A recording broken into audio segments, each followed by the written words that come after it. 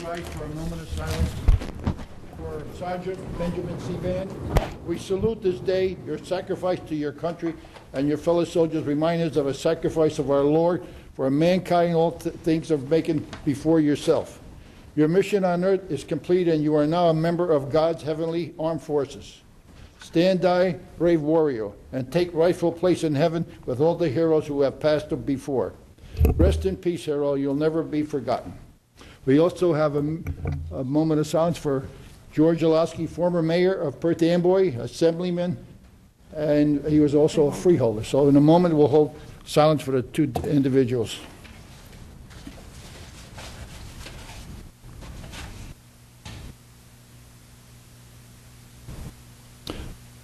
John Reiser will now lead us in the Pledge of Allegiance to the flag. I pledge allegiance to the flag of the United States of America and to the republic for which it stands, one nation, under God, indivisible, with liberty and justice for all. Thank you.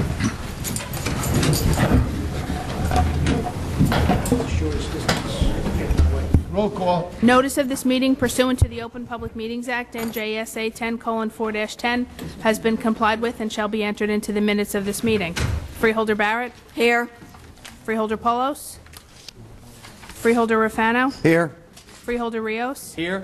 Freeholder Scott? Here. Freeholder Valenti? Here. Freeholder Director Delina? Here. All right, we'll go to freeholder reports. Freeholder Kara Barrett. No report this evening. Thank you. Freeholder Jim Polis. He's not here yet. He's not here. Freeholder Chris D. Rufano from South River. He's going to give a PowerPoint presentation. Okay, hold on. You want Jimmy to speak? Jimmy, you want to say something? The report. For your report? Oh, sure. You're up. Geez, that was quick. No? You're on. Quick tonight. Thank you very much, Director. I beg your indulgence. I just have a few things that I need to report tonight. First, I'd like to recognize the Department of Transportation. I know Steve Fattanti is here tonight. Steve, where are you? If you can, I think he's actually en route, but when he comes in, we'll recognize him. The Department of Transportation on March 30th, representatives, I should say, from our county Department of Transportation will be traveling to Washington, D.C., to the Federal Transportation Administration to be recognized as one of the top 5 urban transit systems in the United States of America, I'm pleased to announce. Under the United We Ride program, which is a composite of 64 different federal funding sources to provide transportation in counties and cities throughout the United States. 47 counties were nominated nationwide for the awards. Middlesex County was recognized for the efficiency increases resulting from our integrated approach with New Jersey Transit and our rail network. And since 2004, MCAT has generated an expansion of 250,000 annual passenger trips. The 4-year expansion of the program is actually one of the largest systems in New Jersey.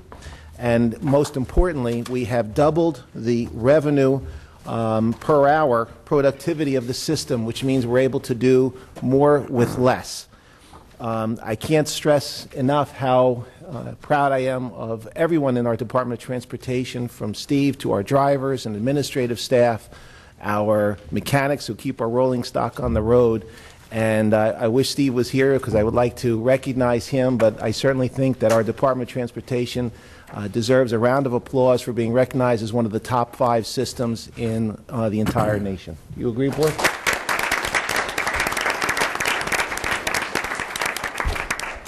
I should add that that award actually comes a year after being recognized by the Community Transportation Association of America as the top urban transit system in the country, and the year prior being recognized by the Council on Special Transportation for New Jersey. So 3 awards in 3 years for a young department is quite an accomplishment, and they deserve an awful amount of credit.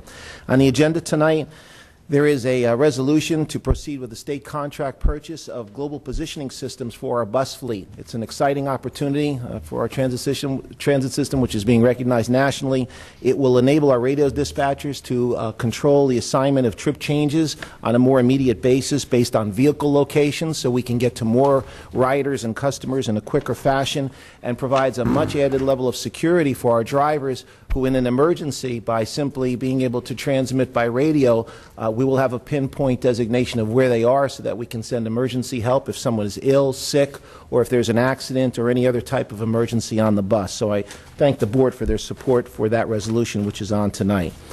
There's also a resolution on tonight to appoint members to the Green Economic Development Zone. This is a major initiative for Middlesex County. Steve, you missed your round of applause a few minutes ago. That's Steve Fattanti, our Director of Transportation. There's also a resolution on tonight, again, to create the GEDZ, as we call it. This is an opportunity for Middlesex County to take a leadership role, not only in the state, but perhaps one in the nation, in trying to attract green development within Middlesex County to fill the vacant warehouse space that exists throughout the communities in Middlesex. Our hope is to attract green manufacturing, technology, and assembly jobs through a partnership with 4 state agencies, our local union representatives, as well as our county college and Rutgers University, and to provide educational opportunities to train the employees to take on the new jobs that we hope to be able to attract to our county.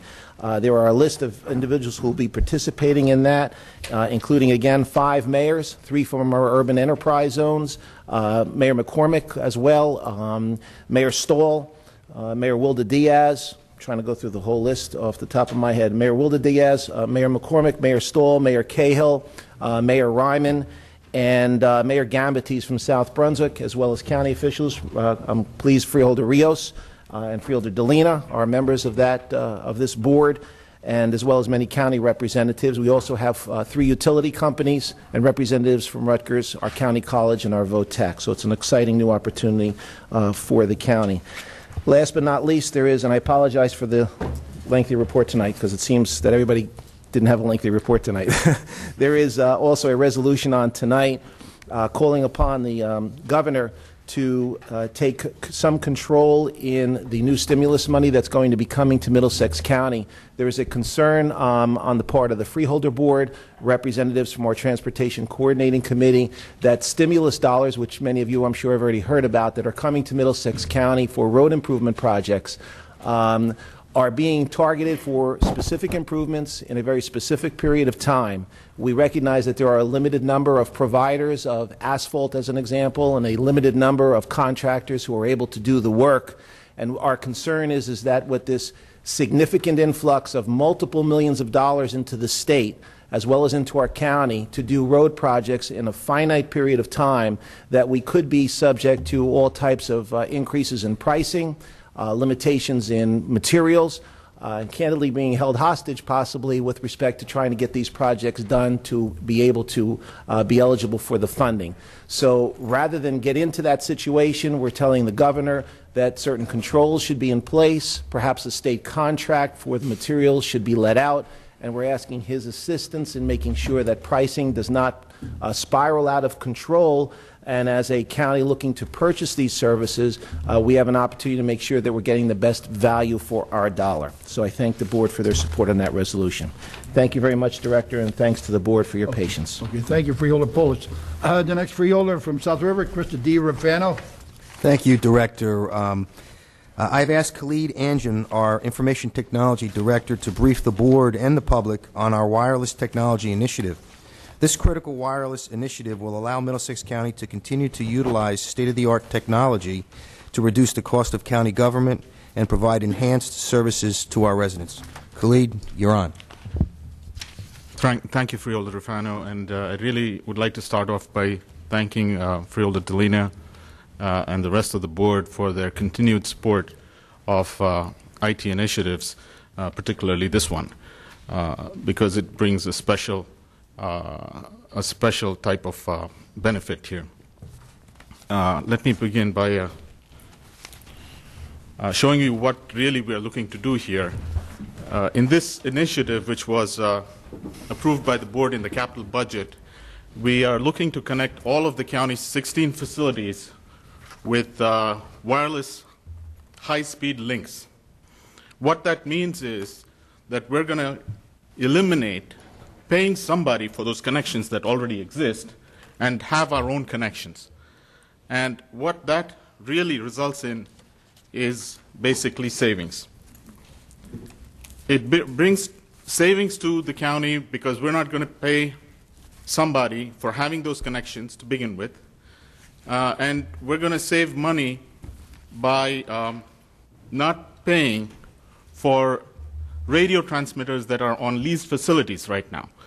So essentially, the reason for this is to save revenue and to build a county infrastructure that will support our IT initiatives and our telecommunications initiatives going forward, and also, and in the same time, to save county dollars in our operating expenses. In addition to that, this initiative will potentially generate significant amounts of revenue as we go forward over the years. As you can see in that little summary that I have on the chart over there, I'm looking at, we project a $500,000 savings in operating expenses from not paying somebody for frame relay circuits, transparent LAN service, and other T1 types of services, and generating potentially revenue of almost an equal amount of money at the very least, generating a net potential benefit of about $1 million recurring annually. And I just want to give you an example of how much we spend in leasing space from private towers. We spend over $185,000 every year in leasing space from towers just to operate our radio system.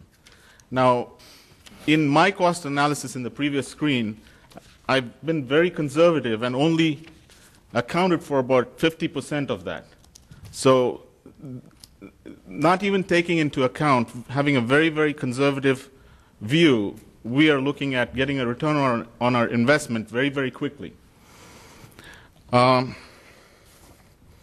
Just to give you a summary of some of the benefits, we're looking again to reduce our operating cost, reducing the cost of doing reducing the cost of government, reducing the potential impact on the tax levy to the residents of the community, facilitating interoperability, saving in leased circuit costs, increasing our efficiency in doing work, because these networks are going to be 100 times more powerful than what we spend more money on by leasing.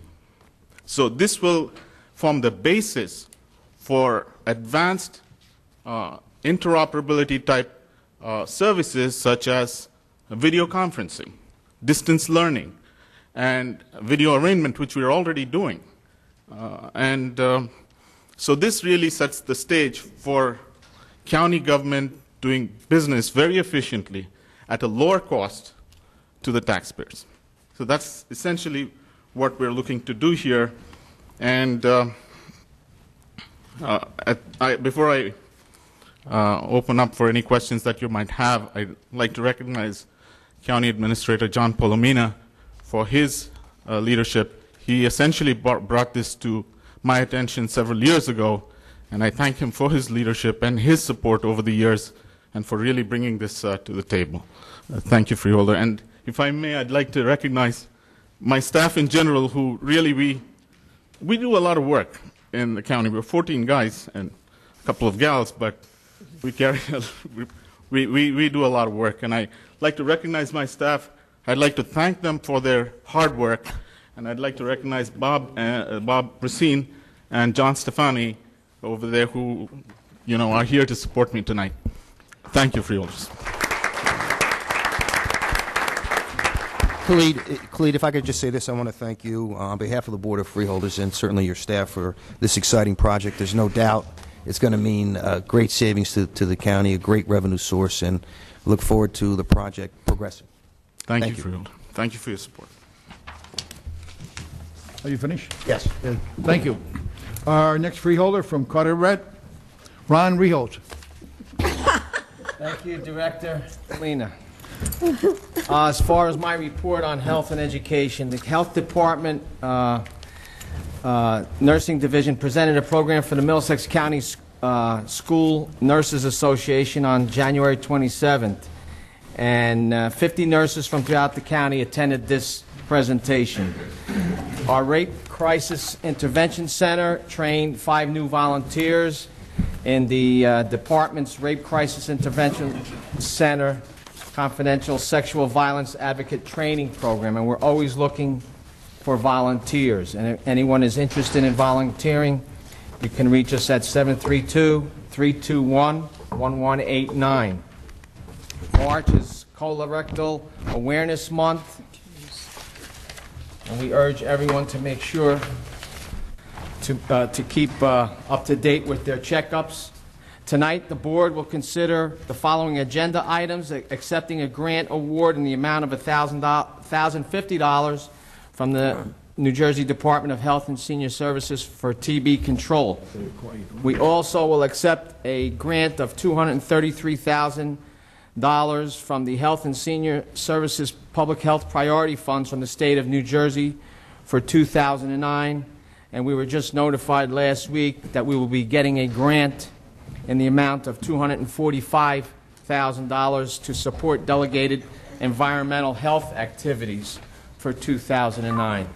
As far as my report from Raritan Bay Mental Health Services, with the economy the way it is, our demand for services increases all the time.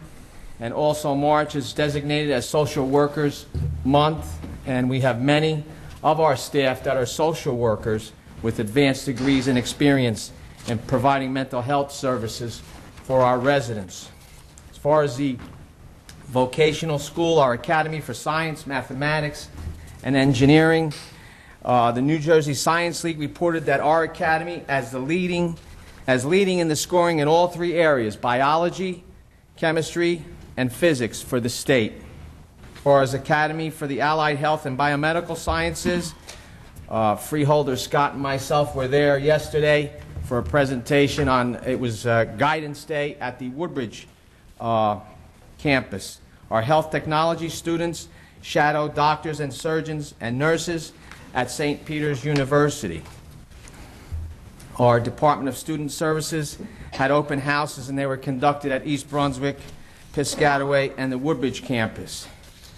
And lastly but not leastly in my report, I'd just like to let the public know that we're working on having April 28th a memorial service. It is Workers' Memorial Day. It's a day that's designated by the AFL-CIO, and reminding everyone to give awareness on job safety and remember all the souls that were lost due to workplace hazards. It's something that's near and dear to my heart as a former labor leader. And we will come out with all the details as far as where and when, but it will be in New Brunswick, and it will be at 3:30 in the afternoon, and I urge everyone. And it doesn't only mean workers and the contractors or construction workers, it means even office workers, because there could be safety hazards there as well. And continued support in Health and Education Director. Thank you. Okay, thank you. Thank you. All right, next freeholder from Piscataway, Millie Scott. Millie. Thank you, Director. I have a couple of things to talk about this evening, and one of them is that on the agenda we have a grant that we're receiving from Homeland Security for $545,256, and that's going to be used for radiology detection equipment for hazmat, also for the training for first responders, and positions for management and mitigation planners. And this is monies that will be used that will not be coming out of our budget. So it's something we're always looking forward to when we get grants. The other one I'm going to speak about is the medical examiner that received a grant for $66,000. That's for the purchase of a high-density shelving for forensic drying cabinet and a body storage rack. And if they didn't have this, they probably wouldn't be getting this equipment. So it's definitely a grant that we're looking forward to. And this is something that's very dear to my heart, and it's called... it's a grant that the prosecutor's office and the police chiefs are looking for, and it's for a teen safe driving program. And what it is, the Middlesex County Board of Chosen Freeholders, we're going to ask for this grant along with the police chiefs and the prosecutor's office, a grant for a program for promoting teen drive safety. And what it is education enforcement campaign will give police departments the opportunity to better enforce the state's motor vehicle laws while teaching high school age students safe driving habits. Among our many duties as a freeholder is the responsibility of ensuring that those who travel our roads are careful and responsible drivers. Just last week, there was a death. A young person was driving a car, 17 years old. There were 6 passengers in the car. The one driver was killed and 6 passengers seriously hurt. The grant will cover the cost of extra police patrols and provide 500 posters and 4,500 palm cards encouraging young drivers to drive safely. The literature will also remind them, "Don't drive stupid," the program's slogan. Educators will be encouraged to review safety rules with high school students during the prom and graduation season. And at the beginning of the school year, law enforcement officers will be able to increase patrols around the schools at the end of each school day. And I think if you notice, sometimes if you're going home, if you're home or you're getting out of work maybe around 2:30, 3 o'clock, you'll see young students getting out of school, and you see them driving, and you know there's a lot more than one in the car, and they're driving fast. They're either on the cell phone, or they're listening to loud radio, or they're joking around in the car, and they're really not paying attention. So this program is going to be very educational for them. From January 2006 to December 2008, there were 162 fatal accidents in Middlesex County. 28 of those crashes involved motorists between the ages of 17 and 21.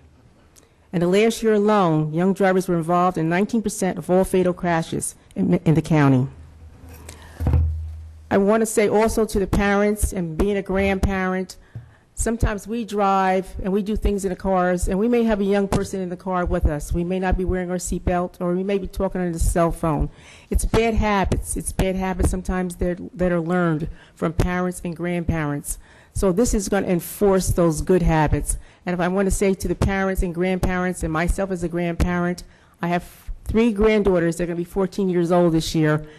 2 more years they're going to be driving. I'm very concerned about them having good safety habits. And this program and this grant, I think it's going to be educational in the school system. But I want to say to the parents and grandparents and older siblings that are out there, please drive safe and make sure you set an example for the young people today. Thank you. Okay, thank you, Freeholder. Our next Freeholder from New Brunswick, Blanquita Valenti. Thank you, Freeholder Director. I have 2 reports to give tonight. One, I don't know if you had a chance to look at the editorial of the Home News, but it announces, based on a press conference we had held 2 days ago, and both Tom Salheimer, Director of Human Services, and Jennifer Apostle, who's the coordinator of McFoods, were there, among other people. There is a coalition that has been formed between the faith-based groups, churches and all, and the county. The groups involved were the Jewish Family Vocational Services of Middlesex County, United Way of Central Jersey, and this was all hosted at the Jewish Federation of Greater Middlesex County. Of course, McFoods, which stands for Middlesex County Food Organization and Outreach Distribution Services, which otherwise we know it as our county food bank. And the idea is, because of the coming of Passover and Easter celebrations, there are times when families need a bit of extra food on their tables, and we do need food that is non-perishable, kosher for the Jewish folks, as well as personal items for individuals and baby supplies that are always badly needed. And the idea is that if you rather send a check, checks are being accepted by the Jewish Federation of Greater Middlesex County. You have to put down food on it, and by Catholic Charities, which is the other organizing force in this, and earmark food. And these will be turned into gift cards for McFoods. We can only accept grocery store gift cards. It was a very good press conference, and you can read more about it in the Home News editorial that appeared this morning. My other report involves the Department of Aging. Once a year we have a report. I've given them to the Freeholders, and I want to thank Peg Chester for getting this to us tonight and for this excellent report. And I want you to know that it's dedicated to our former Freeholder Director, David B. Craybill, who tirelessly served on the Middlesex County Board of Freeholders for 27 years. His guidance and ongoing interest in senior issues and services enabled the County Department on Aging to assist numerous senior residents in the greatest county in the land. And I'll give you a little bit of what the report contains. Many, many services were provided to our seniors and their caregivers during the past year. As an example, our department helped over 26,000 individuals seeking information about support services. Another 10,725 obtained Medicare counseling regarding benefits, options, and billing problems. And more than 2,300 seniors obtained meals from the Senior Meal Program, with over 342,000 meals actually being served during the year. And about 1,000 clients were assisted with care management and care planning services. We know that these numbers will continue to grow as our population continues to age in place in our communities. So thank you, Peg Chester. I'd like to have a round of applause for this excellent report tonight.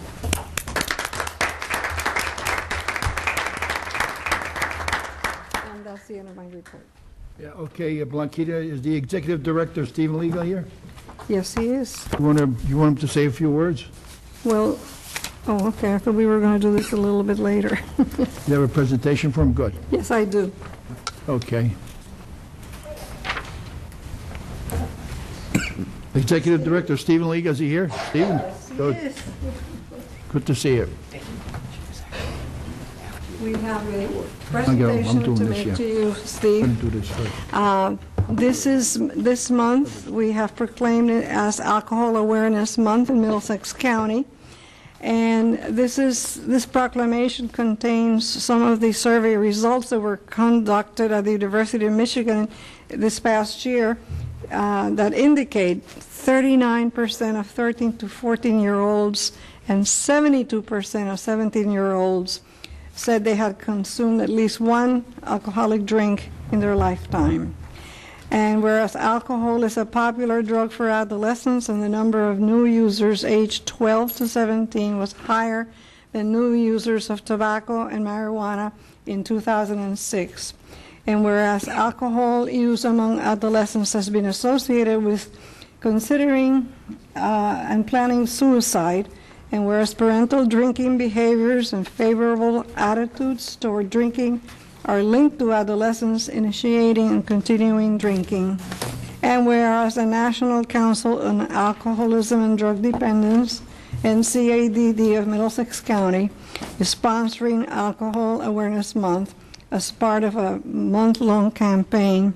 Schools, communities, businesses, organizations will have the opportunity to learn about alcohol abuse, alcoholism, prevention, and treatment.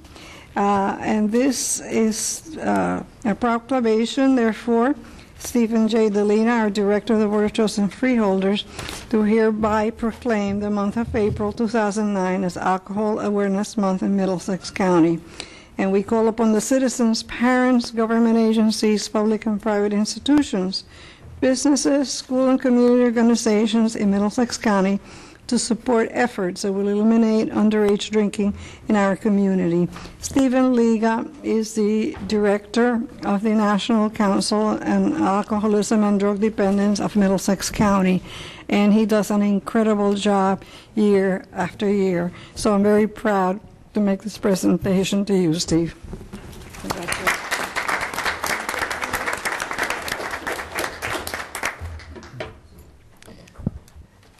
Thank you, Blanquita. Thank you, Freeholder Delina and the rest of the Freeholder Board. One of the things that Freeholder Scott mentioned was that 19% of the fatalities on our roads are from our young people.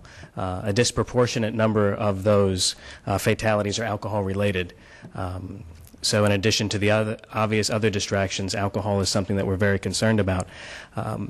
This month is going to be a particularly exciting Alcohol Awareness Month because many of you know that there's been a resurgence in the debate on whether the mandatory minimum drinking age should be lowered from 21 to 18. There are a number of college presidents who have signed on to an initiative. It's about 2% of college presidents, so it's not a huge number, but it is too many. And what they're saying is that we need to change our practices, and that the drinking that's going on college campuses is caused because of the law. And if we would just make it legal, then they wouldn't have to drink so dangerously. That's not the feeling of most people. That's not the feeling of most health professionals.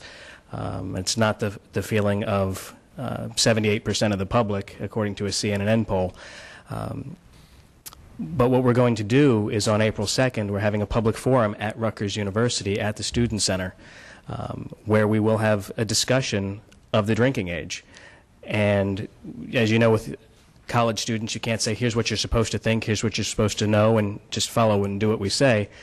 It actually is going to be a balanced approach, and we're going to have professionals on both sides, because there are professionals who think it should be lowered.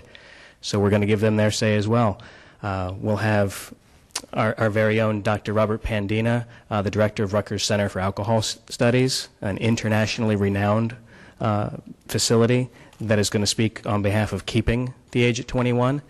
And we're also going to have one of the directors of the Amethyst Initiative, which is the group of the college presidents looking to lower the drinking age. He's a former Time magazine correspondent. He's written several books on college drinking, and he's going to speak on behalf of lowering the drinking age. The whole event will be moderated by News 12's reporter, Walter Kane, and it's a free event. We'd love to have as many people come out as possible. We know there's going to be a lot of college students there, but we need some adults and some parents at the College Avenue Senior Center. Dinner's provided. It's from 5 to 8. It's going to be probably a heated discussion, but it's going to be a real discussion.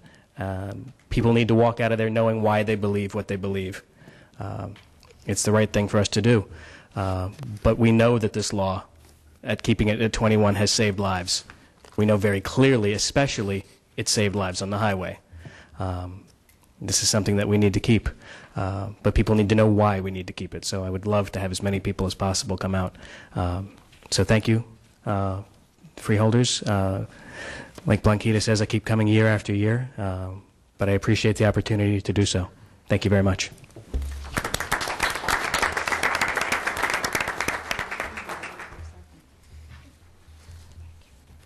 I'll have flyers about the event up here with Margaret. Thank you. Thank you, Blanquita. On my report, I would like to bring the board's attention that the application for Kids in the Park Summer Theater Workshop Program will be sent at the end of this month on our mailing list. We will also be able to download applications on the internet, www.playsinthepark.com. The program is offered to the elementary school children from 8 to 11. For a fee of $50 per student, a child will have a choice of 3 2-week sessions held at the Warren Park Mini Theater in Perth Amboy. The work involves music, dancing, arts, crafts, and includes a final production. We had some of these kids that probably are on Broadway today, so if you want your kids to go on Broadway, come to the parks and we'll train them, okay? Thank you. And our Cultural Heritage Commission, Ann Ashganan is a great curator. She's also the director of the Cultural Heritage in our county.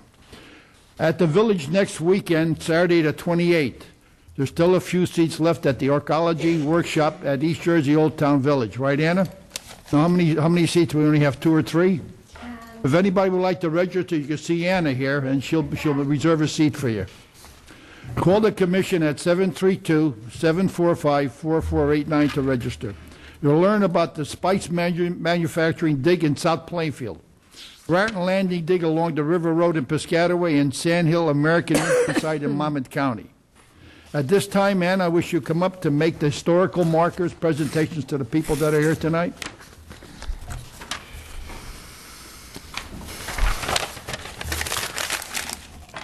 Freeholders, several years ago we started a project with your support that places bronze or cast aluminum markers at historic sites throughout the county that have no markings at present. This has become so popular that we have a long waiting list of sites and communities that have asked for markers. So we want to thank you very much for your support. Tonight we're making a presentation to Old Bridge, and I'd like to call up my Assistant Director, Susan Kittredge, Ann Miller, who's here, Chair of Old Bridge Township Historic Preservation Commission, and Carol Kozabuki, member of the Old Bridge Township Historic Preservation Commission, and of course the mayor of Old Bridge, Jim Phillips, who is also the county's treasurer. And these are about 300 pounds, so we don't actually make someone walk out with one, even though we know you're all champions and very strong. And what we do is make a copy of what the marker says. And I thought maybe, Jim, you might like to read it. I would, but I can't. So. Okay. And do they have arrows to where Jimmy Phillip lives? That's the next marker. Okay. And it's got dates. Yes. Yeah. Thank you. This says, this is for a site in Old Bridge called Signal Hill. In 1779, a system of 23 alarm posts was established throughout the state. These alerted local militia to assemble at predetermined locations. In Old Bridge, a hill west of Higgins Road was used as one of these signal posts. The exact nature of the signal system is unknown. It is believed this particular elevated site was used to send signals to the Patriots regarding enemy troops moving along Raritan Bay toward Cranberry. In fact, generations of local families have referred to this site as Signal Hill. You will note that one can see Raritan Bay and Staten Island in an unobstructed view from this hill, so this is going to be placed on the hill. It is said that this system of signal posts was so efficient that when the British fleet headed out of Raritan Bay on its way to Philadelphia, the alarm had been received by Philadelphians before the fleet's arrival. So, thank you. I'm very pleased to present it to you. Would you like to say a few words?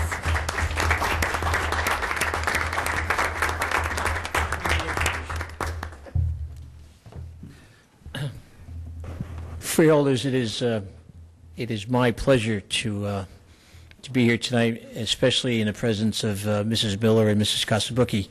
Both have been pillars of the community in Old Bridge for a great many years. But Mrs. Miller, would you come here? Tonight I'd like to reveal for the first time that this is the other woman in my life. Mrs. Miller and I recently got away for a week in Mexico together. She swims much better than I do. She was caught by her son, and I was caught by my wife, so we promised we wouldn't run away together anymore, right, Mrs. Miller? Right, right. But Mrs. Miller has been a great person in our town in the sense that she walks it the way she talks it. Mrs. Miller was the first in our town to become part of the farmland preservation program. She put her farm into the farmland preservation program. Mrs. Miller has been a great pillar of the community as far as the Historical Association. Mrs. Kasabuki, again, has been a tremendous member of the Historical Association and a great friend of our mutual friend, Fred Kurtz, for many, many years. As a school teacher. As a school teacher. So I don't think we could have a better day. And by the way, Signal Hill, if you may not know exactly how it was used, ask Pete Delina after the meeting. He'll be able to tell you. He was there. He was there. He was there. Thank you for your Thank you very much. We're honored to have this. It's the first one, and we hope we can have many more. As I understand it, they lit fires, and they could see all the way from Signal Hill. Thank you very much, and thank you, Mayor.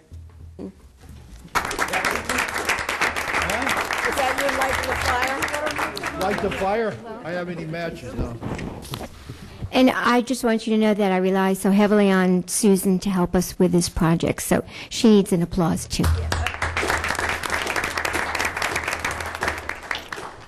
you, Mrs. Miller. Thank you, Mr. Miller. And if I was you, I would get out of here because I wish I could, but now We'll meet you next to go. meet you next show. Anna, that's it, your report? Okay, thank you. Okay. Proclamation, commemorative resolutions, and correspondence.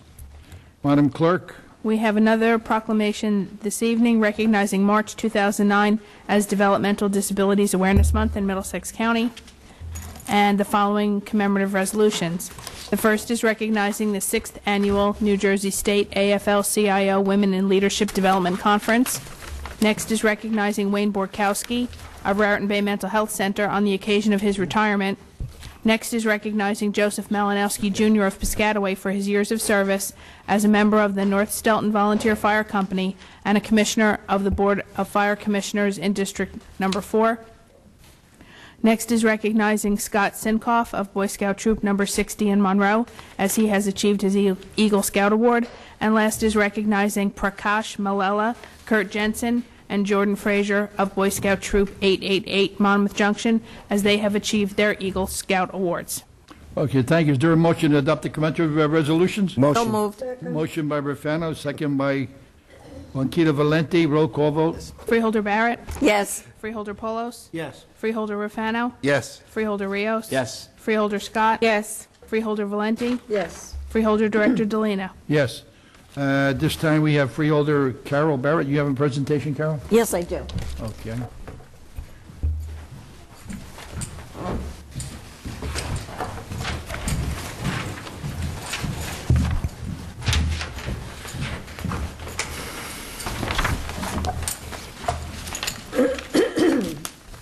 It's the first time in a Freeholders meeting I'm going to start saying, "Good evening, brothers and sisters." I am very honored this evening to be here. I first would like to introduce you to Laurel Brennan. Laurel, if you would come up, please. Laurel's first woman in an executive position with the New Jersey State AFL-CIO, and we are so proud of everything that you have done. And also in the audience is Tommy Ty. He's a guy, but a good guy, and he is the president of the Middlesex County Central Labor Council, who's here in support Tommy, of come the on up, women. Tommy. Come on up. Come on up. Equal opportunity. Show them who you are.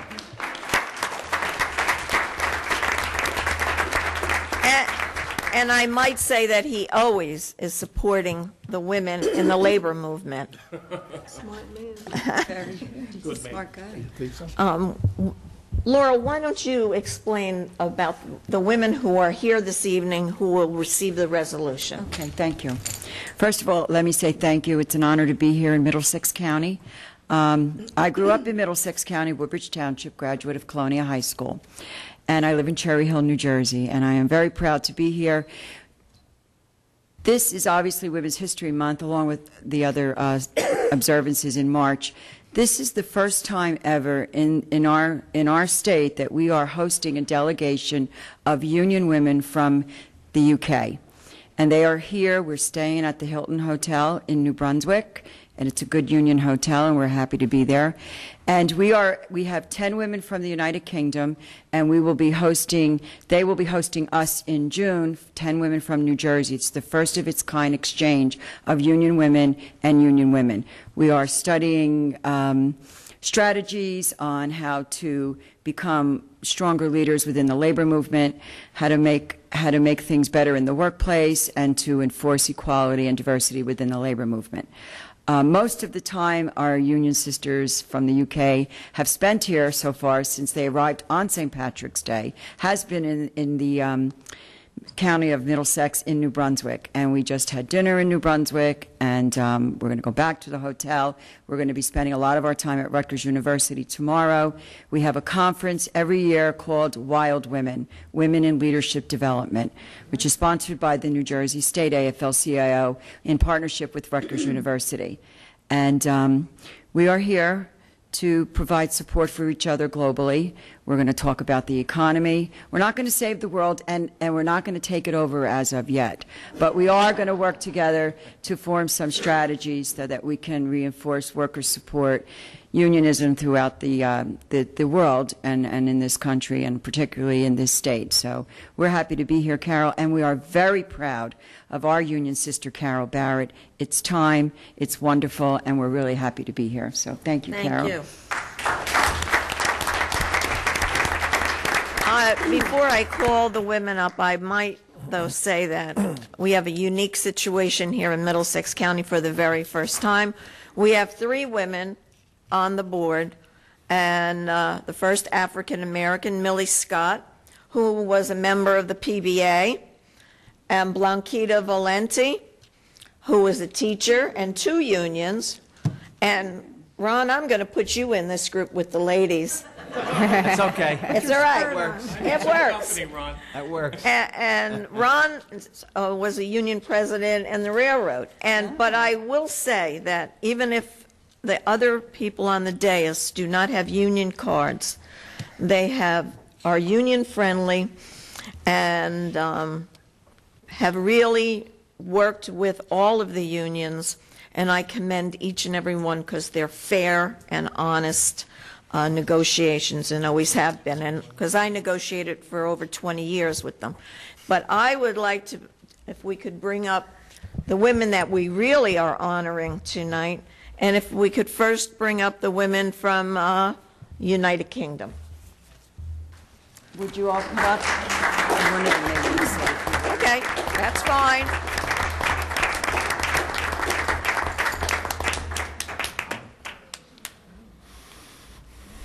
And I think we have one spokesperson. Come on up. Come on. And someone's going to say a few words, right? Who's the woman? Who's the woman who stepped up?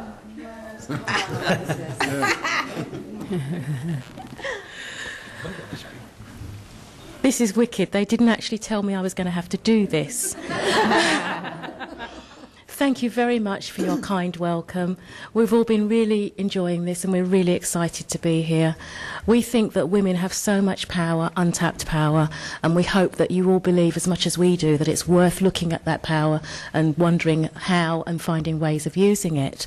So thank you very much for honouring us here, and we've enjoyed your hospitality. Thank you. Thank you.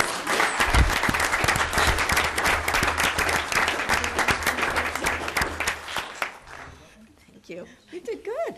You did good. Yeah. See, that was easy. We have a couple more that just want to. We have been really enjoying ourselves here, and we've been really learning different terminologies from each other. And this is Mary, and she's from the Communication Workers. Yeah, hiya. Yeah, I'm Mary. I'm from the Communication Workers Union, and I live in London, and I'm based in London.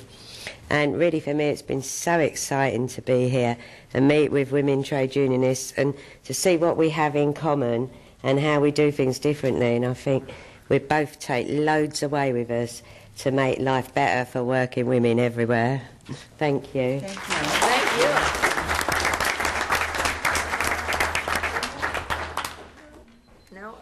By the way, I just want to let you know that we do enjoy your hospitality. We think New Brunswick is a great town. And we were very fortunate today. The governor hosted a tea for us at Drumthwacket. So we're really enjoying everything that we're doing with our sisters from the United Kingdom, and we do appreciate this resolution. And may we bring up the Jersey Girls? The Jersey Girls.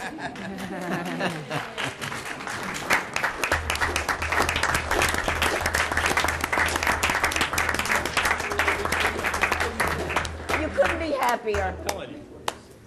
Tom, stop smiling. This is tough duty.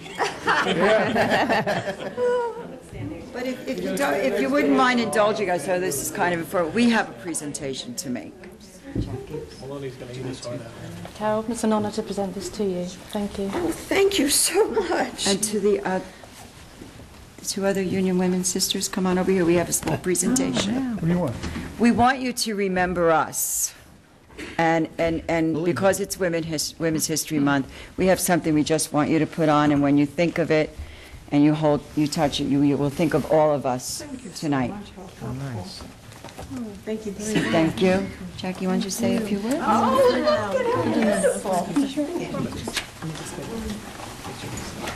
Just some small little things. Has wings. Has wings. Dragonfly. And that's, Oh, my. that's turned out great. Thank you. Thank you very much. Very generous. Thank you. Thank you.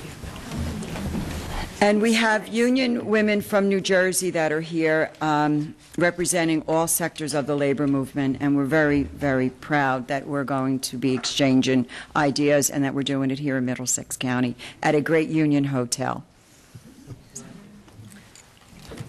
And I will just give you the proclamations, the resolutions, and we will hand them out in the back.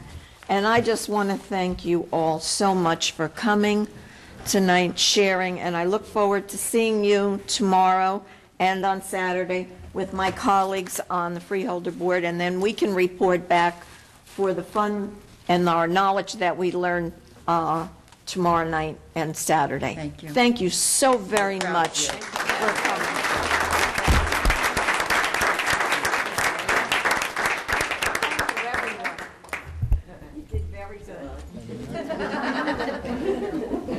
Very nice. Thank you.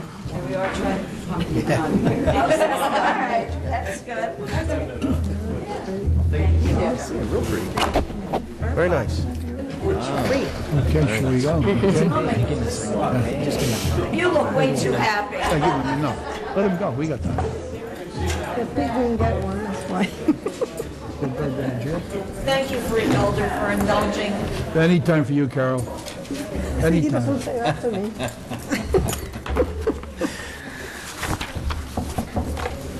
Are you ready? Yeah, you can go. Okay. Madam Clerk, please read the correspondence. We have a public notice from the United States Coast Guard regarding the request for navigational comments referencing Dutch kills at Queens, New York. Written comments are requested on or before March 27th, 2009. A letter from Public Service Electric and Gas Company in the matter of the petition of Public Service Electric and Gas Company for approval of a solar generation investment program and an associated cost recovery mechanism. A letter from Wolfgang Skakel, Assistant Commissioner of the State of New Jersey Department of Environmental Protection, indicating that the State Department of Environmental Protection is pleased to advise us of its intention to award the Middlesex County Public Health Department a grant in the amount of $245,460 to support delegated environmental health activities during calendar year 2009. A resolution from the Hunterdon County Board of Freeholders opposing legislation that would require deferral of $500 million in pension payments. A resolution from the Township Council of Township of Woodbridge indicating that Avenel Community Day, a parade and picnic, will be held on May 16th and will involve the temporary closure of some roads. We have a copy of the final equalization table for the year 2009. Minutes of the Board of Education of the Vocational Schools in Middlesex County, their meeting held February 11th. A report for 2008, the annual surveillance report for the Middlesex County Mosquito Extermination Commission. And minutes of the Middlesex County Improvement Authority meeting held February 11th. And that's all for the regular correspondence. Okay, is there a motion to accept the correspondence? So moved. So moved by Juanquita. So I need a second. Second. All in favor say aye. Aye. Opposed? None? Nobody opposes? Okay. Huh? You got more? Okay. And we have a letter from Edward Johnson, Jr. On behalf, he's the attorney for the Borough of Middlesex, indicating that the borough is interested in purchasing certain property owned by an individual, which is located in a flood hazard in the Borough of Middlesex, known as lots 15 through 24, block 229. And previously, the borough was able to obtain a grant from the county to purchase property, which at that time was owned by Jeffrey Bucelato in the borough, for the sum of $200,000. The letter is quite comprehensive, and Mr. Johnson is requesting consideration of this for the Open Space, by the Open Space Committee. Okay? Yes. Finish, all right, we'll need a motion to finish the rest of the correspondence. I'll make that motion. Motion, Carol Barrett. Second by Blanquita. All in favor say aye. Aye. Opposed? No opposed? Okay. Is there any resolution to be amended? Yes, Freeholder Director, we have one resolution for amendment, and that's Resolution 09-412 on page 2. Changes in the personnel report as per listed dated March 16, 2009, to include additional names to the monthly personnel report as attached. And we would need a motion and a second roll call on that as an amendment. Okay, need a motion. So moved. Second by Carol Barrett, second by Ron Rios. Roll call vote. Freeholder Barrett? Yes. Freeholder Polos? Yes. Freeholder Rufano? Yes. Freeholder Rios? Yes. Freeholder Scott? Yes. Freeholder Valenti? Yes. Freeholder Director Delina? Yes. Okay, are there any resolutions to be held? Well, we have first one resolution to be added, and that's as a result of our closed session on Monday evening. And that resolution proposed for addition would be to authorize the execution of a real estate purchase agreement with the New Brunswick Parking Authority regarding the sale of Civic Square Parking Facility, Block 12, Lots 3.01, 11, 12, and 25.01 and 26 in New Brunswick, sale price of $4,515,000. And we would need a roll call second. You need a roll call vote, good. Need a motion to add that? So moved. Second. Second by Rios. Roll call vote. Freeholder Barrett? Yes. Freeholder Polos? Yes. Freeholder Rufano? Yes. Freeholder Rios? Yes. Freeholder Scott? Yes. Freeholder Valenti? Present, not voting. Freeholder Director Delina? Yes. And that would be Resolution 09-506. Okay. Are there any resolutions to be held? There are none. None. Are there any resolutions to be voided? There are none. I will now open the meeting to the public discussion on resolutions that are on the agenda. Anybody would like to speak on any resolution that we passed tonight would like to speak? I know there are some people on the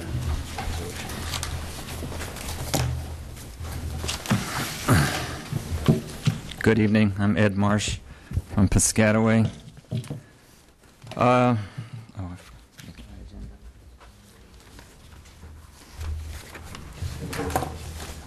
Regarding 09, Excuse me, so you know it's a 5-minute rule?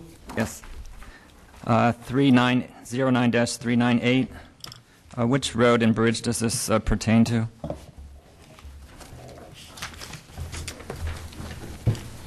John, that's County Bridge 2B 133. 398.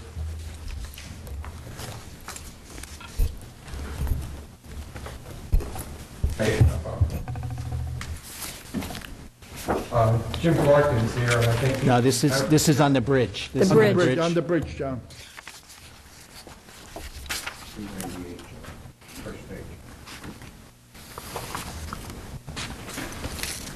Is this taking up my minutes? I have several items I wanted to speak about, and I'm not sure. I thought I could speak on each resolution for 5 minutes. No, you have a total of 5 minutes. You got 5 minutes altogether. I asked what, I'll get to that later. I'd like to say a few words about safe street design. Street design guidelines for healthy neighborhoods were published by the Center for Livable Communities on the website of the Local Government Commission. Actually, I'm going to wait on this, and I'm going to speak on the other matter. Okay, anybody else would like to speak on any resolution? Oh, he's not done. He's not done. He's not done? I thought he said done. No, he's Okay. going to talk on something else. As a concerned and preservation-minded citizen, I oppose the resolution supporting a pre-application for major green acres diversion. Although the amount of green acres taken from the Ambrose Doty's Brook Park would be small, this diversion could set a dangerous precedent for open space by allowing it to be diverted from public use for poorly planned private development purposes and stormwater disposal. The diversion would allow Trammell Crow to construct a conveyance pipe and stormwater outfall structure on approximately 0.2 acres in the park. During peak storms, the structure would spew 120 cubic feet of stormwater per second into the Ambrose Doty's Brook. This brook is a tributary of the Raritan River. This could result in a significant increase in flooding in the Ambrose Doty's Brook Park, and that's the South Washington Avenue Bridge over the brook, and further downstream along South Randolphville Road, Possumtown Road, River Road, and in Middlesex Borough and Mount Bound Brook, New Jersey. Trammell Crow received approval for aggressive zoning variances from the Piscataway Planning Board in order to build 2 large warehouse office buildings. Dubbed the Piscataway Business Center, the buildings would be constructed on a 44-acre former farm field containing and bordering wetlands along South Washington Ave. The warehouses and parking lots would cover a significant portion of the site with impervious cover. Information from the New Jersey Department of Environmental Protection tells us that hard impervious surfaces such as roads, parking lots, and rooftops harm the environment. They do this by, number 1, preventing raindrops and snow melt from soaking into the ground and recharging groundwater. 2, by reducing the watershed's ability to replenish base flows to streams and rivers. 3, by impacting water quality.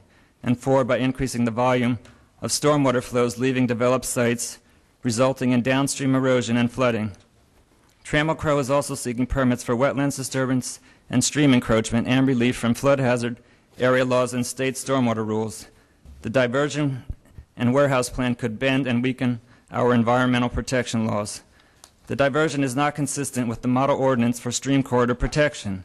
The model ordinance was published by the Stony Brook Millstone Watershed Association and is based upon the Delaware Raritan Canal Commission. The ordinance delineates a continuous natural buffer along streams, extending 100 feet from the 100-year flood line. This protects the ecology of stream corridors by providing a transition area from development activities. The new warehouses could also bring in more affordable housing obligations and are in direct conflict with Piscataway Mayor Brian Waller's promises to curb urban sprawl and protect the environment.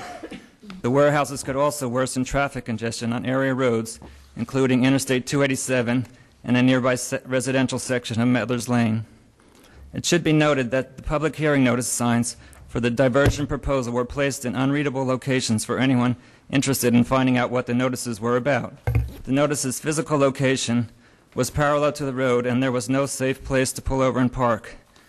In addition, the notice's public hearing and public comment period were placed and scheduled at the height of the Christmas and Hanukkah holiday season, when most citizens are busy and distracted with family and holiday activities. The potential benefits that the warehouses and Green Acres diversion may bring to Piscataway are outweighed by its negative impact. I'd now like to make a copy of this statement I just read, a part of the official record. Okay. Thank you.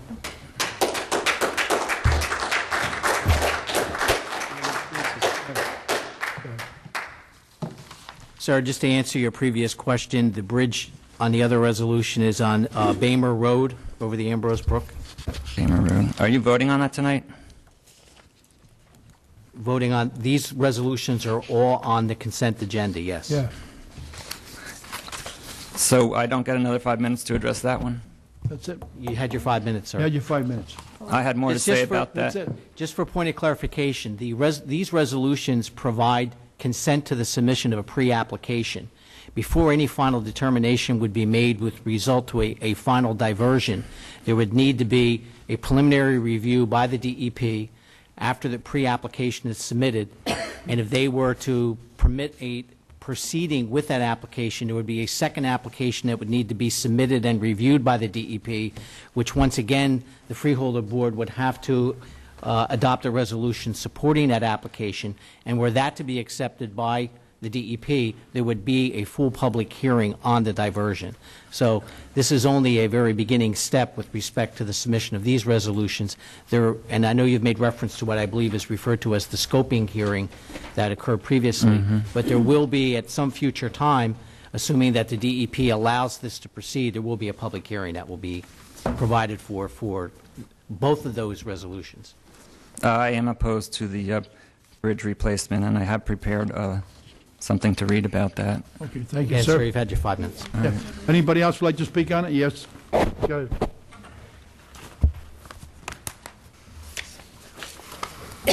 My name is Rob Stevenson. I live in Metuchen. My parents live on Woodland Road in Piscataway in the Lake Nelson neighborhood of Piscataway. I like to go on the record as being opposed to any encroachment on parks and wetlands. I agree with Mr. Marsh The proposed development on South Washington Avenue encroaches on land that's supposed to be reserved for parks and wetlands. It interferes with the natural filtration system, and eventually all of it will flow into the Raritan River anyway. The city of Bound Brook seems to be flooded out every 5 years. The main street is underwater due to tampering with the natural filtration system. We are paving everything over, and there is no place for the water to go. At a time when the economy is suffering so, this proposed development is supposed to create 500 jobs. But how many of those jobs would be given to Piscataway residents? All that traffic will dump into Washington Avenue, necessitating a widening of that road and the creation of another stoplight and a new bridge. There's already too much traffic on that road. I remember Mayor Waller speaking out against the sale of a lot for the construction of a bank at the corner of Mettler's Lane and Stelton Road, and now he seems to be in favor of constructing 2 huge warehouses on 44 acres of land off South Washington Avenue. I would like to go on record as opposing any such development that is not environmentally friendly, and I think the proposed construction of 2 mammoth warehouses on 44 acres of land that borders South Washington Avenue would be bad for the Lake Nelson neighborhood, bad for Piscataway, bad for the environment, and bad for Middlesex County. Thank you. Anybody else like to speak?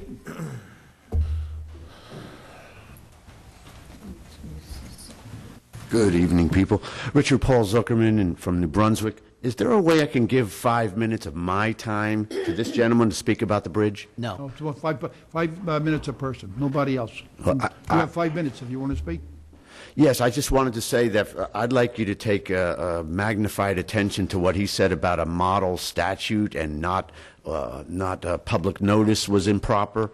And that might be some violation there. I want you to reconsider. I hope you give better public notice if you're going to have a final, and I hope you look at that model statute, whatever the gentleman says. I don't know anything about. I think we need more farmland, because if our economy is going to suffer, we're going to need food. And I'd like you to read what this gentleman says. He sounded very interesting. Even though it was a monotone, may not have been public speaking, the epitome of public speaking, it sounded very interesting in terms of the content. What was that? Okay, anybody else would like to speak on any resolution? Yes, ma'am. Unless he reads it. I'm not going to recommend Brian. No. I would like to speak regarding, sorry, I'm nervous, the 09398. Street design guidelines for healthy neighborhoods were published by the Center for Livable Communities on the website of the Local Government Commission. These guidelines are supported by an article titled "The Benefits of Pedestrian-Friendly Streets." This article was published by the Stony Brook Millstone Watershed Association, located in Pennington, New Jersey. The guidelines tell us that conventional streets are so long and wide that they encourage motorists to speed. As vehicle speeds increase, so does the risk of injury to pedestrians, bicyclists, children at play, home and business owners, and motorists. The reason is obvious. As vehicle speeds increase, a driver's ability to respond to danger is substantially reduced. It will take over 4 times the distance for a motor vehicle to stop at 40 miles per hour than at 15 miles per hour. The odds of a pedestrian surviving a crash at 45 miles per hour are just 17%, whereas the odds of a pedestrian surviving a crash at 15 miles per hour are 96%. Slow, narrow, 20-foot wide roads are the safest. The most dangerous are 36-foot wide roads, typical of new subdivisions. There is a strong correlation between road width and the number of accidents. Existing roads can also be retrofitted with traffic calming measures to slow vehicle speeds and improve pedestrian safety. Some traffic calming measures include landscaped meridians, either linear or discrete, to a narrow street and assist pedestrian crossings, raised speed humps that can vary in style to resemble brick crosswalks, and placement of signs warning of pedestrian areas, and textured intersections. I think it would be a good idea for you, our Board of Chosen Freeholders, to read and follow these street design guidelines. I urge you to oppose or table this authorization at this time. Thank you. Would anybody else like to speak on any resolution? Any resolution?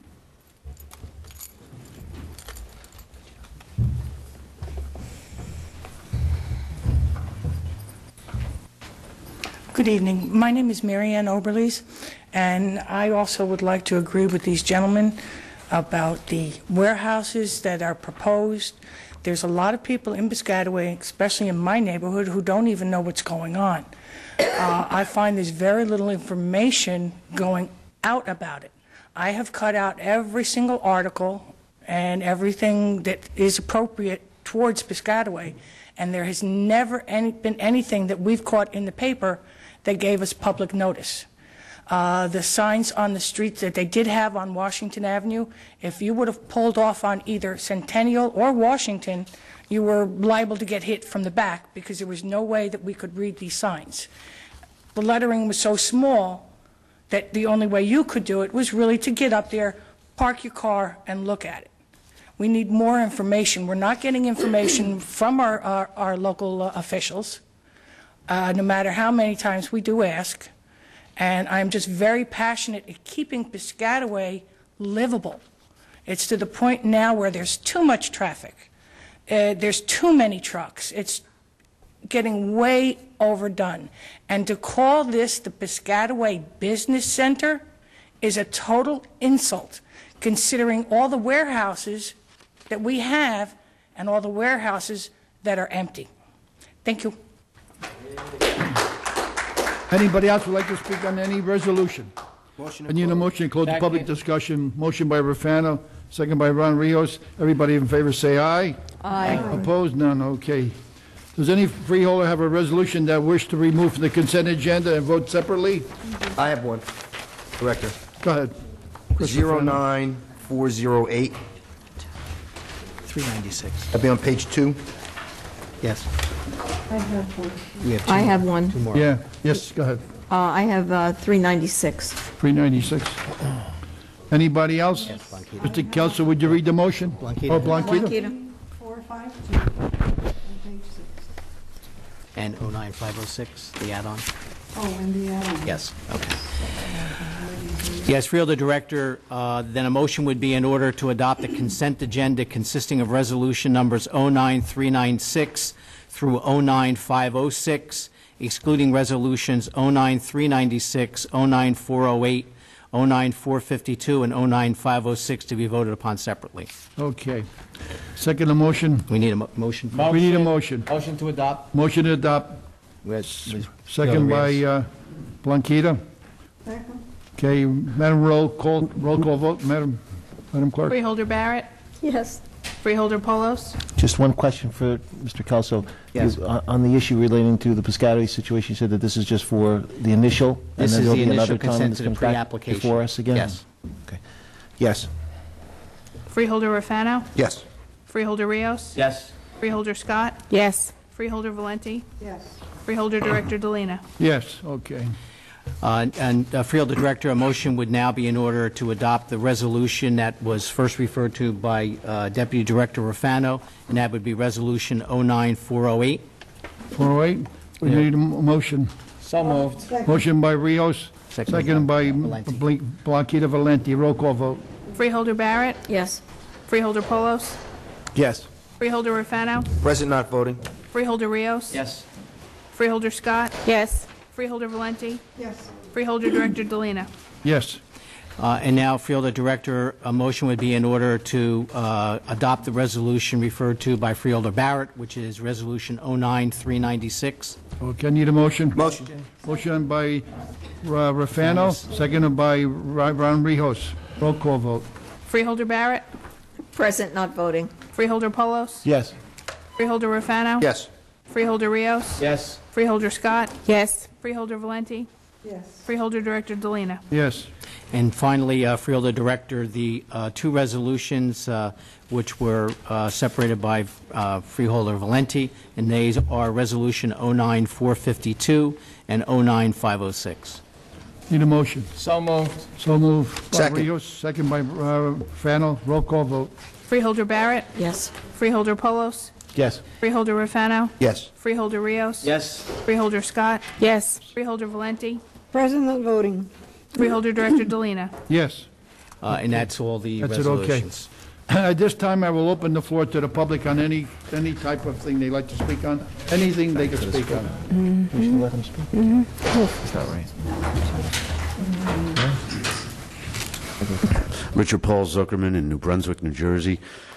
The Globe, this rag newspaper, for March 23, 2009, has an update about the Obama controversy, whether U.S. President Barack Obama is a U.S. citizen and therefore qualified as U.S. president.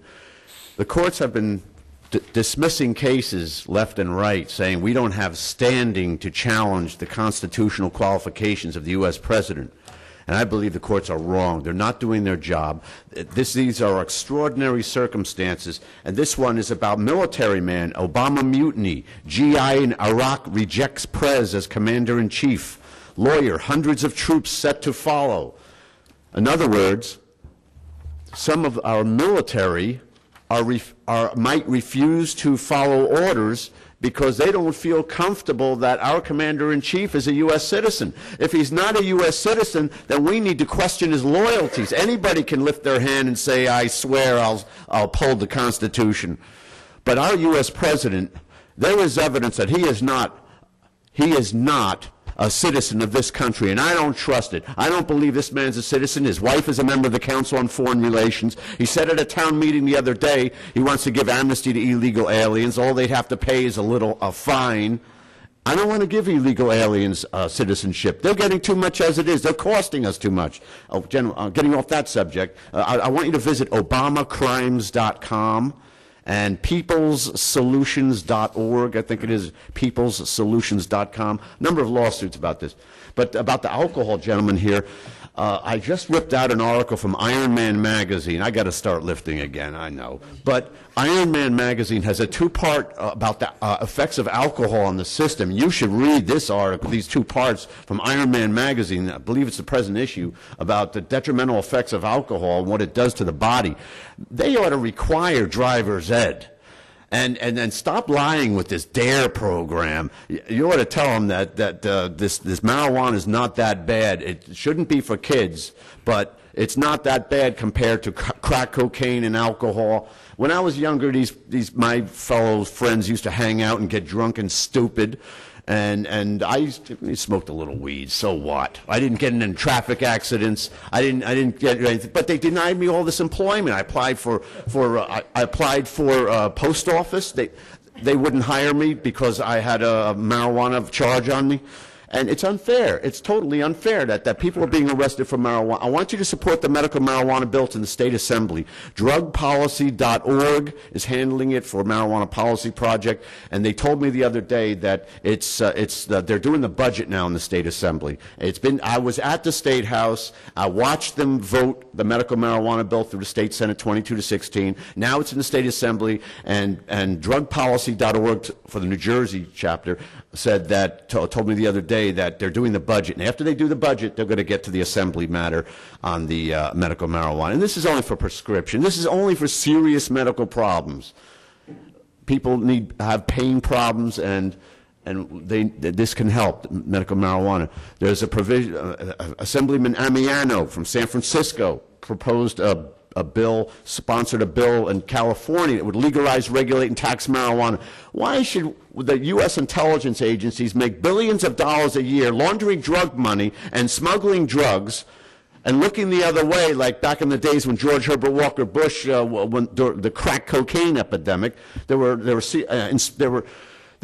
House Intelligence Committee hearings investigating George Herbert Walker Bush for allegedly starting the crack epidemic in this country.